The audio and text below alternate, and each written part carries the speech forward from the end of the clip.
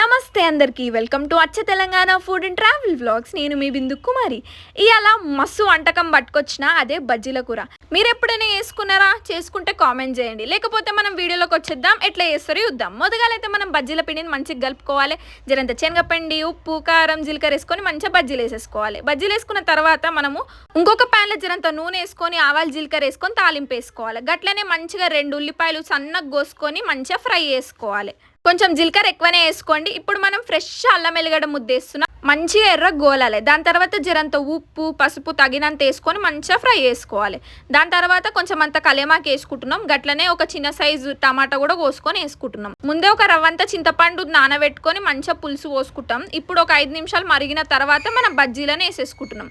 వేసుకున్నాక ఒక 5 నిమిషాలు మళ్ళీ మరగనియాలి. జరంత ఉప్పు కారాలు అడ్జస్ట్ చేసుకుంటే మన బజ్జీలకి ఆ చింతపండు పులుసు మంచిగా ఇట్లా సాఫ్ట్గా అయ్యి మన బజ్జీల కూర అయితే రెడీ అయిపోతుంది.